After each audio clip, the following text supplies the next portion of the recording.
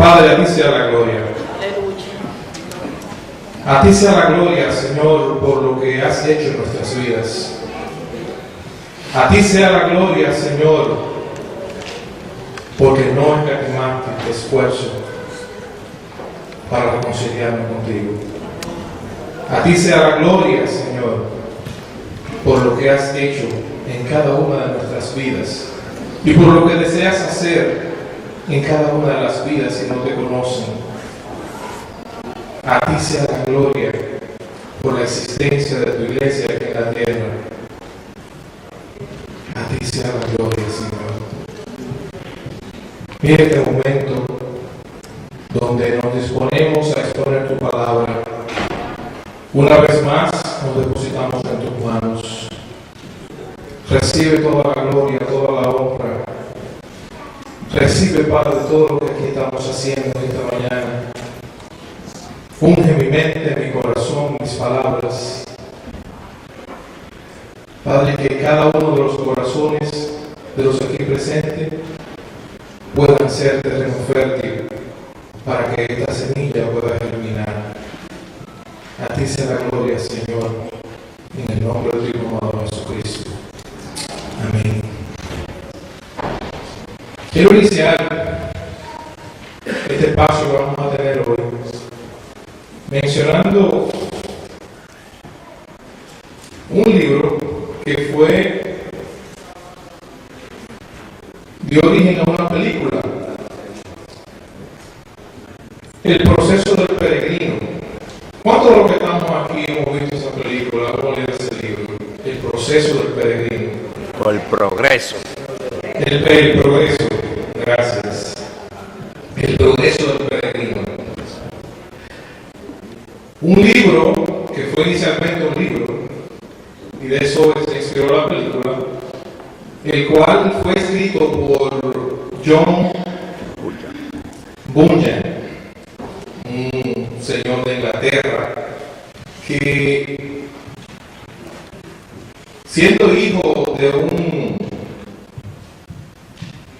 inglés que bregaba con metales, pues su papá quería darle la herencia de también bregar con metales, pero él en su temprana edad recibió al Señor y fue inspirado por un comentario que le ha hecho Martín Lutero a la carta a los Gálatas, y de ahí se desprendió que este hombre, pues su pasión por el Señor, escudriñó la palabra y no solo escribió El progreso del peregrino, sino también escribió unos aproximadamente 60 libros. Este hombre, en su reconocimiento de su misión como siervo de Dios, como hijo de Dios, entendía que debía llevar el Evangelio. Cada uno de nosotros, los que hemos recibido al Señor, tenemos la responsabilidad de llevar por gracia lo que por gracia hemos recibido. Pero en aquellos tiempos y en esa región, pues había que tener un permiso para poder predicar. Y él no lo tenía, y él estuvo en prisión más de una vez. Una vez tuvo 12 años, y en el tiempo específico que escribió El progreso del peregrino, tuvo unos 6 meses. Y en este tiempo que este hermano tuvo 6 meses en la cárcel por estar haciendo lo que Dios le había mandado hacer, fue que se inspiró para escribir este libro, que después de la Biblia, en el idioma inglés, ha sido el libro más vendido, porque ha sido una inspiración para el pueblo de Dios. Ese momento de prisión, ese momento de dificultad, no lo usó él para destruirse, ni lo usó para caer su ánimo, para dejar caer su ánimo.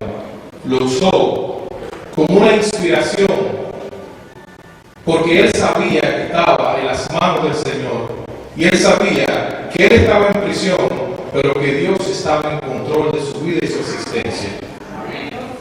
Eso mismo pasó con el apóstol Pablo, que en todo su ministerio tuvo prisiones más de una vez. Y de estas prisiones salieron 4 cartas: la carta a los Colosenses, a Filemón, a los Efesios y a los Filipenses, la famosa carta de la prisión. Y vamos a ver a través del libro de los Hechos cómo surgen estas cartas y cómo este varón de Dios pudo sacar de ese momento de dificultad, de ese momento de dolor, de angustia, bendición para su vida y bendición para el pueblo de Dios hasta la fecha. Porque estas cartas que escribió a estas iglesias bendijeron en aquel entonces a esos hermanos y nos sigue bendiciendo a nosotros en el día de hoy. Es un momento de dificultad, fue un momento donde él no perdió su enfoque en Cristo Jesús, sino que se mantuvo en la roca y pudo ver ese momento como un momento de provecho. Y esa es la línea de nuestra exposición en esta mañana.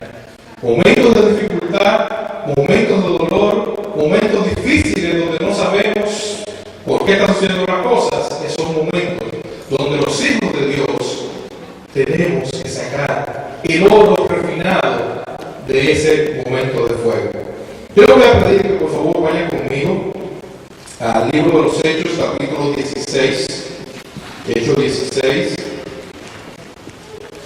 Y vamos a leer los versículos del 6 al 10.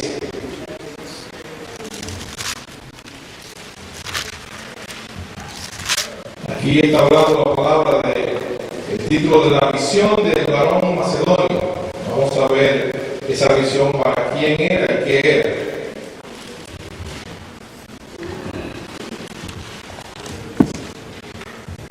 Dice la palabra de Dios, libro de los Hechos, capítulo 16, versos 6 al 10. Y atravesando Frigia y la provincia de Galacia, les fue prohibido por el Espíritu Santo hablar la palabra en Asia. Dicho sea de paso, no es el continente asiático, pero una provincia que tenía el nombre de Asia en ese entonces. Y cuando llegaron a Misia, intentaron ir a Bitinia, pero el Espíritu no se los permitió.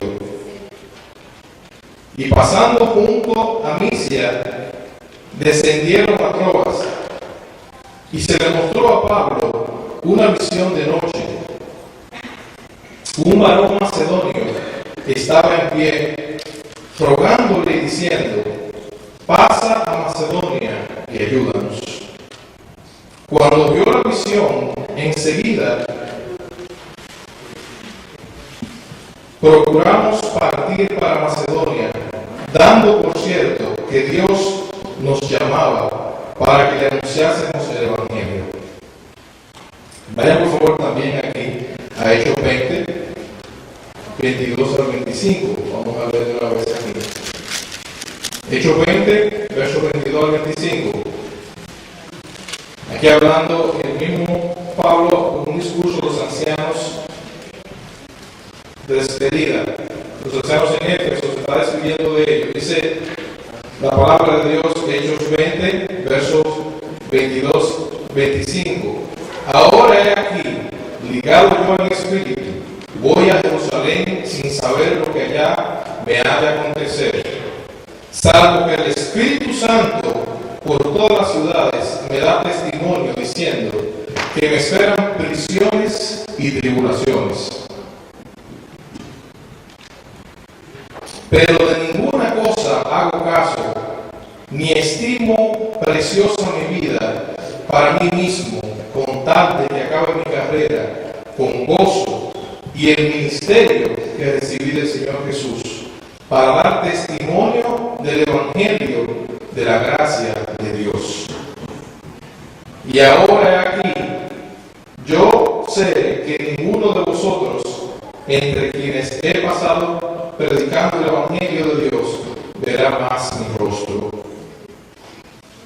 Aquí hay algunos puntos que yo quiero que nosotros lo veamos, que hay 4 específicamente puntos que lo veamos con un poquito de detalle y podamos entrar un poco en la palabra y ver qué nos enseña la Biblia a través de este escenario, de la visión que le fue revelada de que iba a padecer. Es una cosa difícil cuando nosotros se nos dice, por vía de profecía de parte del Señor, que vamos a tener padecimientos. Cuando nosotros estamos cumpliendo y siendo fieles al Señor en lo que el Señor ha entregado en nuestras manos. Pablo estaba haciendo su trabajo. Pablo estaba haciendo lo que el Señor le mandó a hacer. Y ahora recibe una visión que va a padecer, que va a tener padecimientos. Aquí hay un factor relevante y es el factor tiempo. Dios tiene tiempo para todas las cosas, tiempos definidos y tiempos específicos. El Señor había encomendado el ministerio al apóstol Pablo de llevar el evangelio a todos aquellos que no fueran judíos, de llevar el evangelio a los gentiles. Y en esa encomienda que el Señor le entregó, pues él hacía sus rutas, sus viajes misioneros para llevar ese evangelio. Y aquí, lo podemos ver la palabra, él se propone hacer una ruta y pararse en lugares específicos. Esa fue la agenda que el hombre de Dios, llamado por Dios, instruido por Dios para hacer ese ministerio, la agenda que él se trazó. O sea, él estaba haciendo lo que estaba llamado a hacer. Pero en el plan de Dios estaba que él no fuera a esos lugares que él había planificado, a dos de esos lugares. En el plan de Dios estaba que él fuera a un lugar específico. Y vino una primera vez donde recibió la revelación del Espíritu Santo de que no vaya a este lugar. Y vino una segunda vez donde vuelve a recibir la revelación de que no vaya a este otro lugar. Entonces usted diría, pero si yo estoy haciendo lo que Dios me mandó a hacer, ¿cómo es que me va a decir el Espíritu Santo a mí que no vaya? Porque yo voy a predicar el Evangelio. El Señor tiene prioridades y tiene su tiempo para cada cosa. ¿Qué pasaba en Macedonia? ¿Qué quería el Señor con Macedonia? Macedonia, ubicada en Europa, ustedes saben que allí en Roma el politeísmo todavía está muy en un tiempo de mucho vigor, donde la cultura romana entendía y todavía entiende un gran número de ellos que no hay ningún problema en usted servir a diferentes dioses sin que eso brille ni sea una desobediencia. Usted puede servir diferentes dioses y eso no es ningún problema. Eso entendían ellos. Pero el Señor tenía un propósito de redención en Macedonia, que fue el punto de partida por donde entró el Evangelio de Jesucristo a Europa. Y por consecuencia, a esta parte de lo que conocemos como el Occidente. Porque hasta entonces se conocía en el Oriente, pues de ahí en adelante, pues ahí entró en el Occidente. ¿Qué quería el Señor con esto? El Señor quería, en su misericordia, que el Evangelio de su Hijo Jesucristo entrara a Europa, entrara a Roma, para que la palabra de verdad viniera a este pueblo. Vamos a ver aquí también que en estos lugares,